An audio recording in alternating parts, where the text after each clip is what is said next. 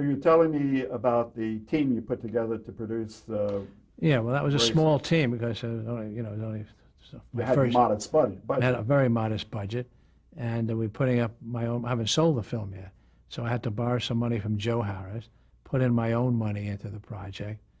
I think I conned my father out of a couple of $1,000 there, and a couple of friends, and we had this film. I think it cost me $70,000 or $60,000 to make.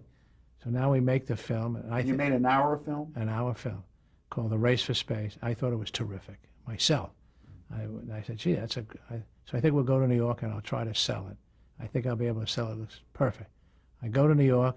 First office I walk into is Benton and Bowles, Lee Rich. We get to see Lee Rich. We get to view it. Grant was there. Grant Tinker. Grant Tinker was there. Working under Lee Rich. Well, under Lee Rich at the time, or with Lee Rich. I think Lee Rich was head of it was the head of program. head of all. Yeah, they loved it. They gave me $1,000 option to hold it for 2 weeks. I wanted to show it to IBM. They showed it to IBM. IBM liked it, and so Lee calls up one of the networks and says, "I have this thing." He's told, "Well, you're not going to get on the air. I mean, we don't put independent documentaries on the air." Did you know that at that time? Nobody knew that. I will tell you about a testimony that I'll finish this and remind me that I went before the FCC with Richard Salant of CBS News, and I'll tell you that little to go with the FCC. Anyway, I was stunned. So at least I'm sorry, I can't get your film. I can't get on the air. So, none of the three networks would buy from an independent producer. Wouldn't buy from him. They said no. I said, well, maybe he couldn't get on. So I sold it to Shilton for Old Spice, and they made the rounds. They thought, we can get on. We have a lot of spies. Remember? I said, well, if Lee Rich can't get on, representing General Foods and Procter & Gamble, I don't think they're going to get on. But they bought it and decided to try. Couldn't get on.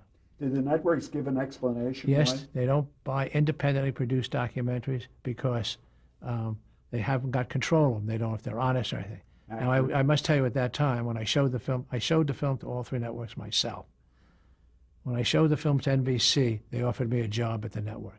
Why, it's just wonderful. I can't put it on air, but why don't you come to work for NBC and make documentaries here?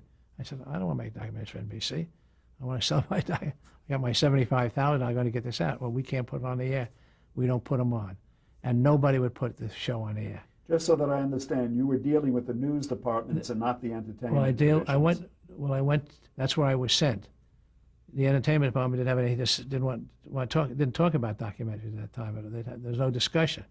Eventually, I got to the entertainment department, which I learned was the way to do it. But at that time, I went to the news department. No, no, no. There I had $75,000, a sponsor, and I couldn't get the show on air. So I said, well, maybe I can get the show on air. Would you buy it? How many stations does the network have? Well, they have about 120. I said, okay. What if I got you 100 stations to put the show on the air? What do you mean? Well, I'll clear time, and they'll kick off one of the major shows. What was a major show at the time? Bonanza, let's say. Well, get rid of Bonanza and put the show on in place of Bonanza. What are you talking about? I said, give me a chance. If I can give you 100 stations in 1 week, I can't get you on the same day, but in 1 week, will you buy the show? Guy said, yes. I said, you got a deal. This is what you told the advertiser. Shilton. Now, I have a lot of friends out there. For 7 years, I've been hitting that route. What I did, I did two things. I first went to Dick Moore, was head of KTTV in Los Angeles, and Fred Thrower was the head of WPIX in New York. I said, I want you to show you this film to confirm to all the stations that it's good, so I don't have to show it to 200 stations. Look at it, and this is what I want to do. And I told them, and they say, look at the film, both sets are terrific. Okay. I'm going to ask you to send a telegram when I clear a station as to the quality of it. I called up all those station owners that I had known for a year, and they all agreed to put it on the air in that same week, and they all preempted some of the biggest network shows on the air. Remember, I sold these people for 7, 8 years. It was my life. So they believed in you. They believed in me. They wanted to bail me out of my $75,000. They didn't want me to lose my money. They figured, well. But since there's very few selfless people in the world, there was something in it for them, knocking off a network show. Yeah, knocking off a network show. Remember, network show, they get 30% of the time. This show, they got 100% of the time. So they picked up 70% more dollars for that time. Now, for the advertiser the advertisers, this was a show put on by the station. They promoted it more. They didn't care about the network show. But if they put on their own show, so well, here's what happened with the advertiser. He got more promotion, right? Because a lot of shows went this way after that. He got perfect time. They'd never get the good time paid on the network. And in New York, I found out that in order to buy CBS in New York, it cost like about $15,000. In order to buy PIX, it was only $2,000. So I said, why don't you buy PIX? Why don't you buy all the independent stations in New York? It costs you $2, $4, $6, $8, $8,000. You'll have all four and put them on the same day, 7 to 8, 8 to 9, 9 to 10, 10 to 11. And you have the whole, I guarantee you get more than you would if you put it on CBS at 9 or 10 o'clock. And by God, they did in New York and they did in L.A. It went on the air, it was a big hit, a big smash. The sponsor was happy. Just so I understand the sponsor's viewpoint, if they made Old Spice, that was their major product, Yeah. they were looking for a male audience? Was that what they saw in this? I guess so. Yeah. They stuck with this one. They liked the guy who was from the agency, which was Warwick and Legler at the time, and from the sponsor standpoint, they liked this show. They thought it was a terrific show, and it would do well, they felt, too. Russian space footage. Then it all became, in addition to Russian space footage, it became the show the networks wouldn't show you. So it had another little spin go, why wouldn't they show us this? You know? Did you stipulate that it had to be in prime time? Yes, it was all in prime time. They could not show it in the wee hours of the morning. No, they agreed.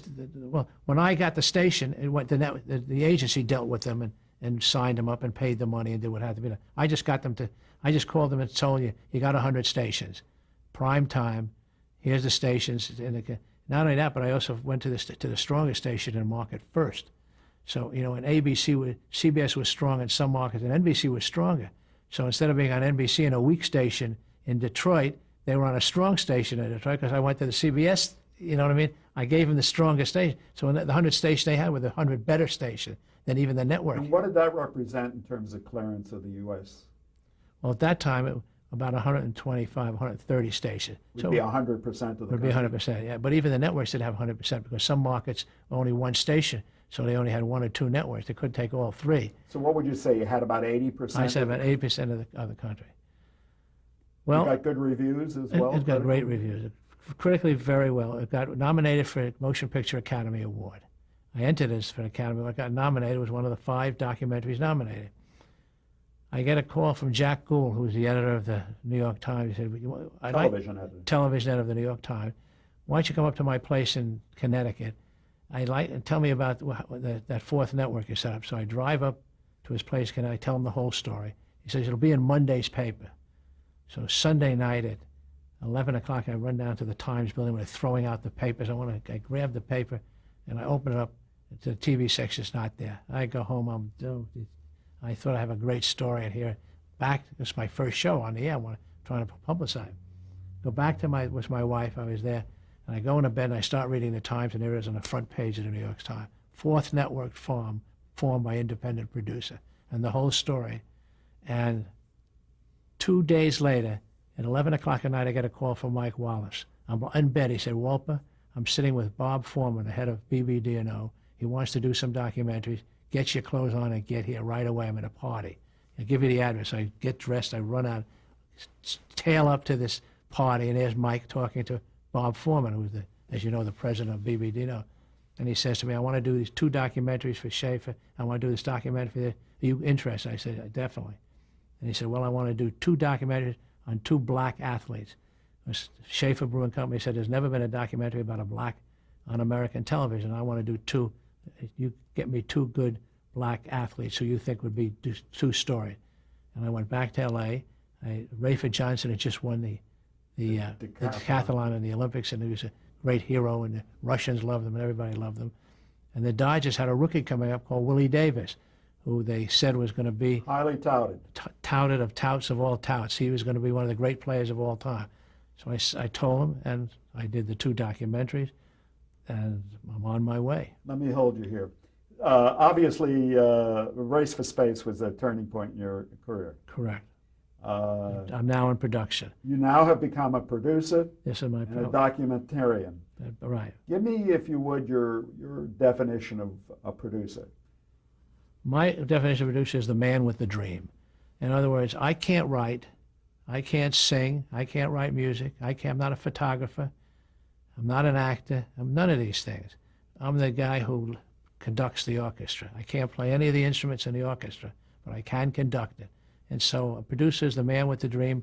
He has the idea to do it. He brings all the great talents together, choosing great talent. And the right talent is important. And when he puts them all together, they all blend. And if they blend terrifically, I've done my job. If they don't, if something's off, it won't work. And that's what a producer does. You're also the person that takes the risks. That person well, financially, in those days, yes. Today, the producer doesn't take the risk because either the network puts up the money or the movie company puts up the money if you make a motion picture. And early in those days, I was taking the risk because I didn't have I wasn't experienced enough that anybody else was going to take a risk on me. You didn't have a track record. I didn't have a track record, so I was doing. Even when I made the two films that I did for Schaefer was only an Eastern company. An Eastern brewery. An Eastern brewery company. Yeah. So they only bought the shows for the East and paid me for the East. But they gave me enough money for the East that I was able to make the whole show. And I made my profit by syndicating it in the other market. I didn't have a syndication company at the time, but I had a friend who I said, I'll give you a piece of you, sell this thing for me. Your definition of a documentarian. Here's what a documentary is. It's the creative interpretation of reality.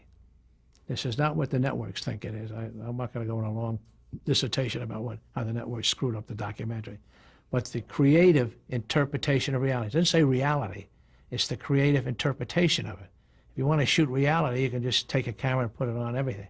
That's not what a documentary is creative. Taking what's real and creating something out of it, telling the story in some creative way. And I remember CBS at one time wouldn't make a documentary with music. They thought music is not real, it ruins the documentary. I said, wait a minute. Music is like words. It's language in another form. You know, you guys are crazy. You got to use music in a documentary. It's part of the language of film. You know, but they had all their own ways of doing a documentary. And of course, they were doing hard news stories. In any event, excuse me, so wasn't Edward R. Murrow and Fred Friendly doing documentaries at about this time? They were doing their type of documentary. And did you not approve of the kind of work they did? It wasn't I would say that's a news report, not a documentary. See, a documentary, let's go back to the first guy. Grierson, who wrote the first documentaries. The guy who gave the definition of a documentary. Flaherty. Flaherty recreated scenes. The networks think they salute as one of the great documentaries of all time. Half the show is recreated. Now, Nook of the North was... all recreated. Recreated. He didn't shoot as it happened. He moved the natives here and said, okay, you move over there. You get the thing. That's not a news documentary. He was trying to tell you, it didn't make any difference that he recreated as long as it was true. That's what happened. He just wanted to get the right shot and the right scene.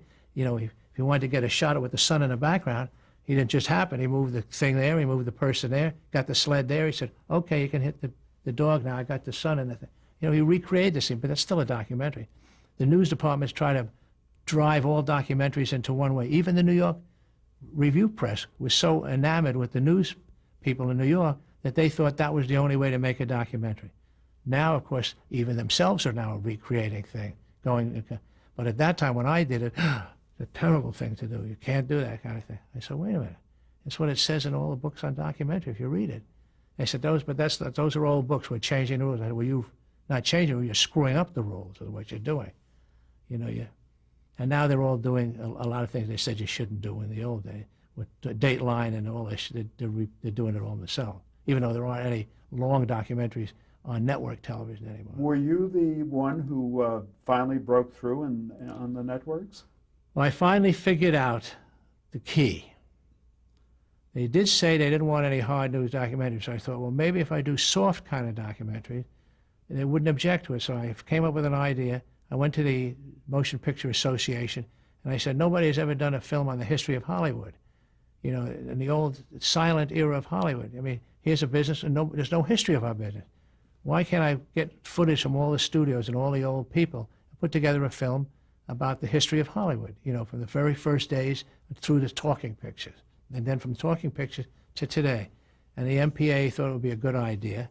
I said, I'll give a portion of the money, 25% of the profit, to the motion picture home, and you give me all the footage, and I'll make this film. And they did give me all the footage. Now they sell it for a lot of money. But they gave me all the footage at the time. And I made a film called Hollywood, the Golden Years. And I went back to New York. Lee Rich was sitting there. I said, Lee, here's my next film. Can we get this on the air? This is about, isn't a hard news film.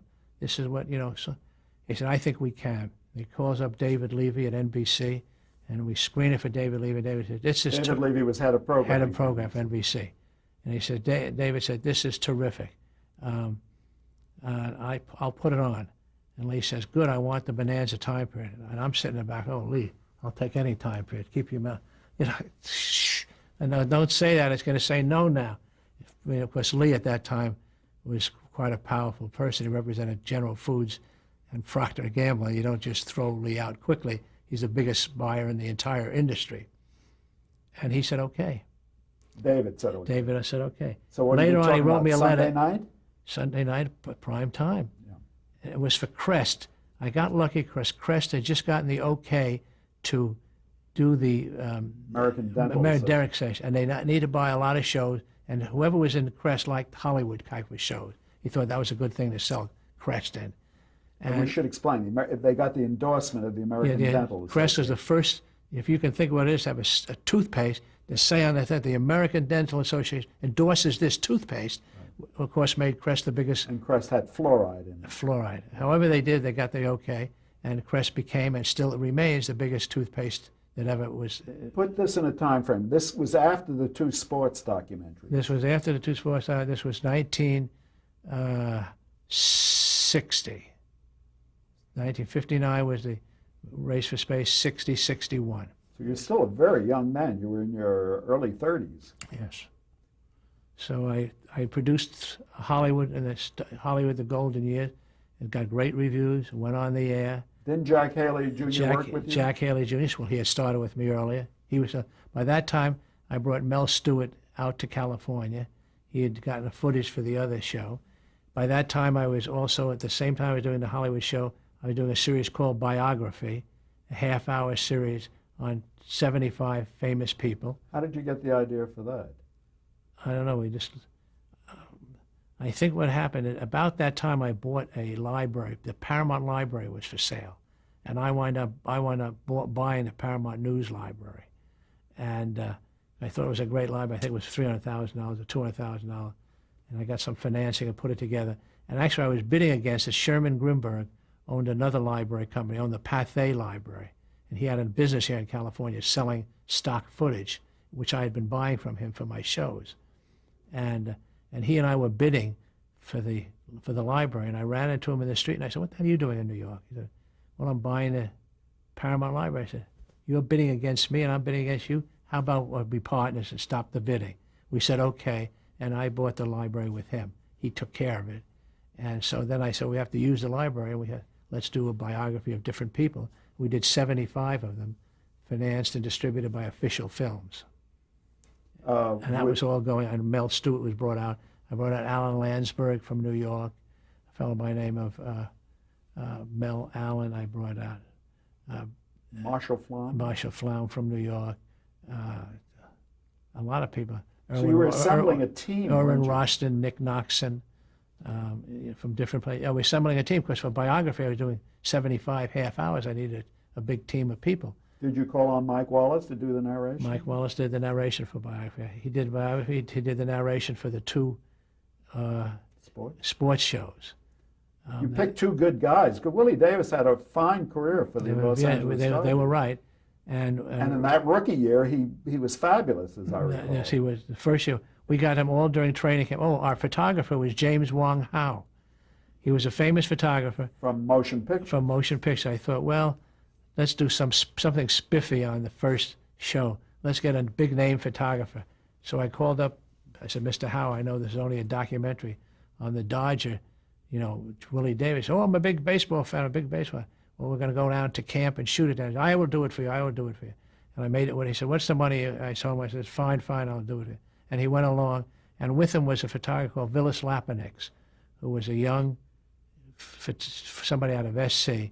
And he went along with him because he was excited to work with the great James Wong Howe. And that he became our photographer at the Wolper Company for over 10 years, not Vilas Lapanix, for 10 years. And so it was a good experience. Let me hold you again here, David. So you hadn't broken through to the networks. These were being sold on ad hoc network basis? Biography was. We also did that time did a show called The Story Of, which we filmed Biography was financed by Official Films, which I made a deal with. The Story Of was financed by United Artists Television. That was about different people in different working jobs, and we filmed them for a half hour, cinema verite, if you want to call it, doing their job. The story of a race driver, the story of an actress, the story of a singer, the story of an artist. Ed Keenholz was an unknown artist. We did him at the time. The gal who was the story of a starlet was the one who was with R.J. Wagner on that show. Stephanie Powers? Stephanie Powers. She was just a starlet at the time. We did a series of 39 half-hour. That was syndicated too. But Hollywood, the golden years and the 4 Hollywood special I did went directly to NBC, pounded on the air by Lee Rich and approved by David. David Levy wrote me years later a letter saying, I nearly lost my job. It was bad enough putting on your documentaries, but to giving Lee the bonanza time period, they nearly broke my head when I came back to New York. I got that letter. So that was through the entertainment division.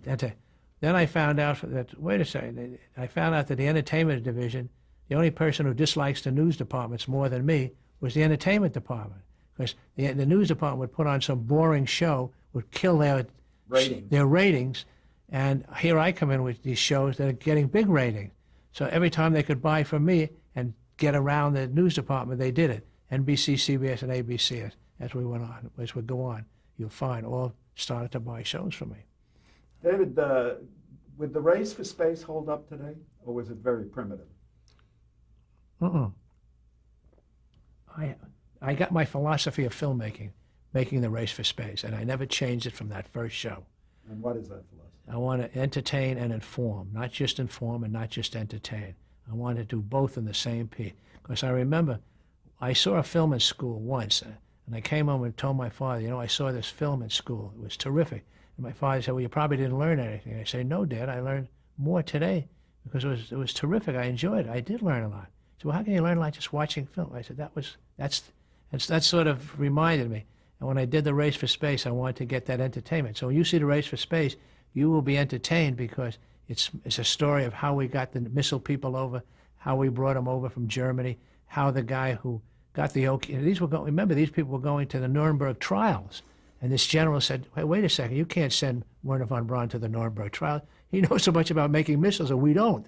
We got to get him in America. This is a Nazi who had been bombing. This guy had been bombing London, for God's sake. And you want to bring him to the United States and put him in the United. But General Toftoy said, we got to bring 100. Got Congress okay to bring 100 of the German scientists over.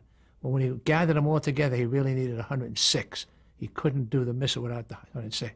So what he did is he went to Mexico with them, and he whipped them all across the border. The border guard did 100, they rushed them across.